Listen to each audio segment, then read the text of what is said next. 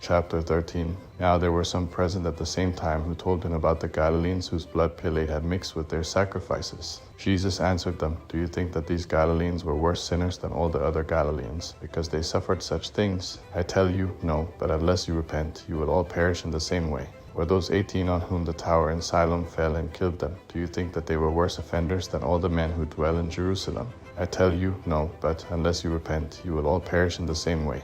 He spoke this parable. A certain man had a fig tree planted in his vineyard, and he came seeking fruit on it and found none.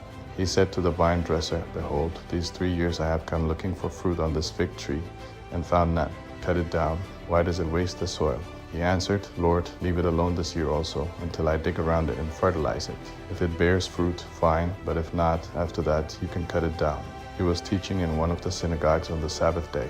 Behold, there was a woman who had a spirit of infirmity 18 years. She was bent over and could in no way straighten herself up. When Jesus saw her, he called her and said to her, Woman, you are freed from your infirmity. He laid his hands on her, and immediately she stood up straight and glorified God. The ruler of the synagogue, being indignant because Jesus had healed on the Sabbath, said to the multitude, There are 6 days in which men ought to work. Therefore come on those days and be healed, and not on the Sabbath day. Therefore the Lord answered him, You hypocrites! Doesn't each one of you free his ox or his donkey from the stall on the Sabbath and lead him away to water? Ought not this woman, being a daughter of Abraham whom Satan had bound 18 long years, be freed from this bondage on the Sabbath day?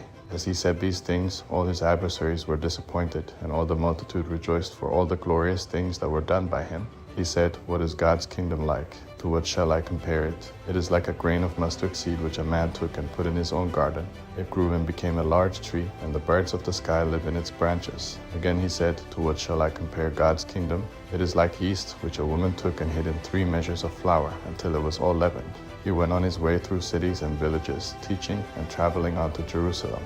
One said to him, Lord, are they few who are saved? He said to them, Strive to enter in by the narrow door, for many, I tell you, will seek to enter in and will not be able. When once the master of the house has risen up and has shut the door, and you begin to stand outside and to knock at the door, saying, Lord, Lord, open to us, then he will answer and tell you, I don't know you or where you come from. Then you will begin to say, We ate and drank in your presence, and you taught in our streets. He will say, I tell you, I don't know where you come from. Depart from me, all you workers of iniquity. There will be weeping and gnashing of teeth when you see Abraham, Isaac, Jacob, and all the prophets in God's kingdom, and yourselves being thrown outside. They will come from the east, west, north, and south, and will sit down in God's kingdom. Behold, there are some who are last who will be first, and there are some who are first who will be last. On that same day, some Pharisees came, saying to him, Get out of here and go away, for Herod wants to kill you. He said to them, Go and tell that fox, Behold, I cast out demons and perform cures today and tomorrow, and the 3rd day I complete my mission. Nevertheless, I must go on my way today and tomorrow and the next day, for it can be that a prophet would perish outside of Jerusalem. Jerusalem, Jerusalem, you who kills the prophets and stones those who are sent to her. How often I wanted to gather your children together, like a hen gathers her own brood under her wings, and you refused? Behold, your house is left to you desolate. I tell you, you will not see me until you say, Blessed is he who comes in the name of the Lord.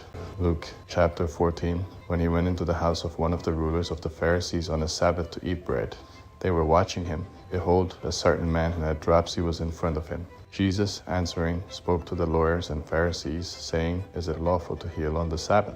But they were silent. He took him and healed him and let him go. He answered them, Which of you, if your son or an ox fell into a well, wouldn't immediately pull him out on the Sabbath day?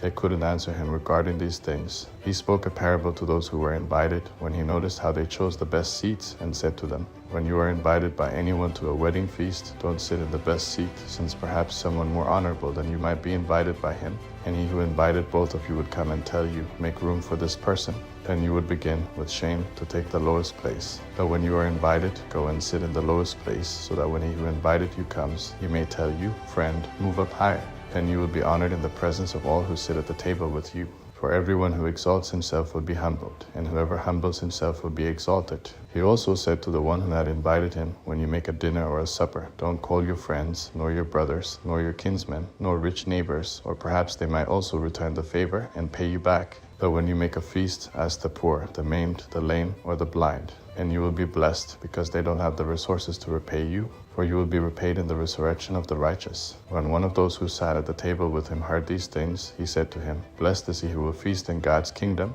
But he said to him, A certain man made a great supper, and he invited many people. He He sent out his servant at supper time to tell those who were invited, "Come, for everything is ready now." They all as one began to make excuses. The first said to him, "I have bought a field, and I must go and see it. Please have me excused." Another said, "I have bought 5 yoke of oxen, and I must go try them out. Please have me excused." Another said, "I have married a wife, and therefore I can't come."